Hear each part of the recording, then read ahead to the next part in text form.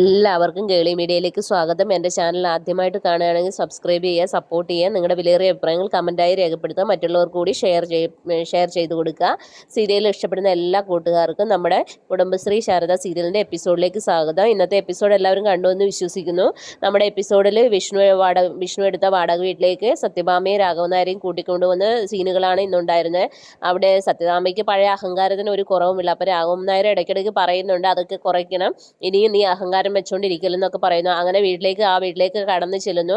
അപ്പോൾ അത് വേറെ ആരുമല്ല, നമ്മുടെ സത്യഭാമ പണ്ട് സഹായിച്ച ഒരു മനുഷ്യൻ തന്നെയായിരുന്നു.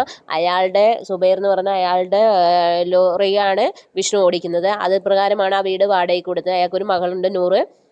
അപ്പോൾ നൂറാണ് അവർക്ക് കാര്യങ്ങളെല്ലാം ചെയ്തു കൊടുക്കുന്നത്. അന്നിങ്ങനെ സത്യഭാമയും പിന്നെ രാഘവനാരും വീടിനകത്തേക്ക് കയറുന്നു. അപ്പോൾ ഈ കൃഷ്ണവിഗ്രഹം വെക്കാൻ വേണ്ടിയിട്ട് സ്ഥലം നോക്കുന്നു. അപ്പോൾ നമ്മുടെ നൂറ് തന്നെ സ്ഥലമെല്ലാം കാണിച്ചു കൊടുക്കുന്നു. എന്താവശ്യമുണ്ടെങ്കിലും എന്നെ വിളിച്ചാൽ മതി എന്നൊക്കെ നൂറ് അവരെ അറിയിക്കുകയാണ്. അങ്ങനെ വളരെ ഒരു സ്നേഹമുള്ള കുട്ടിയാണ് നൂറ്.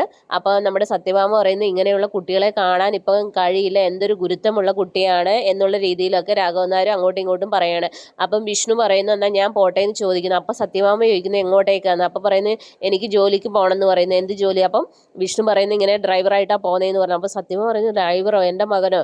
അപ്പോൾ നമ്മുടെ രാഘവൻ നായർ പറയുന്നു, അതെന്താ ഡ്രൈവർക്ക് എന്താ അതിൻ്റെ വിലയില്ല, ഓരോ ജോലിക്കും അതിൻ്റെതായ വിലയുണ്ട്, അവനത് ചെയ്യട്ടെ എന്നുള്ള രീതിയിൽ പറയും. ഇനി നീ അഹങ്കാരം വെച്ചുകൊണ്ടിരിക്കില്ല, നമ്മുടെ വീടും എല്ലാം പോയി, ഇനി ഇവൻ അധ്വാനിച്ചു കൊണ്ടുവരുന്ന പൈസ കൊണ്ട് വേണം നമുക്ക് ആഹാരം കഴിക്കാൻ എന്നുള്ള രീതിയിലൊക്കെ പറയുകയാണ്.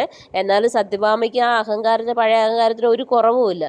അവരങ്ങ് നിന്ന് കത്തുകയാണ്. അങ്ങനെ രാഘവൻ നായർ പറയും, മോനെ നീ ജോലിക്ക് പോയിട്ട് വരാൻ പറയും. അങ്ങനെ വിഷ്ണു ജോലിക്ക് പോകാൻ വേണ്ടി ഇറങ്ങുകയാണ്. അപ്പം നമ്മുടെ സത്യഭാമ ഇങ്ങനെ വിഷമിച്ച് നിൽക്കുന്ന സീനിലാണ് എപ്പിസോഡ് അവസാനിക്കുന്നത്. ഇപ്പം നാളത്തെ എപ്പിസോഡിലാണ് ഈ കാണിക്കുന്നതെന്ന് വെച്ചാൽ, നമ്മുടെ വിഷ്ണു ജോലിയെല്ലാം ചെയ്തതിന് ശേഷം നമ്മുടെ ശാലിനിയുടെ അടുത്തേക്ക് ചെല്ലുന്നതും ശാലിനിക്ക് ഭക്ഷണം ഭാര്യയൊക്കെ കൊടുക്കുകയാണ്. അപ്പോൾ അവൾക്കും സങ്കടമാകുന്നു, കാരണം വിഷ്ണു ഒന്നും കഴിച്ചിട്ടില്ലെന്ന് അവൾക്കറിയാം. അപ്പം വിഷ്ണുവിൻ്റെ മുഖത്ത് തന്നെ നോക്കി വളരെ സങ്കടത്തോടു കൂടി അവൾ ഇരിക്കുകയാണ്. ഒന്നും ചെയ്യാൻ പറ്റാത്തൊരവസ്ഥയിലായി പോയി ശാലിനി.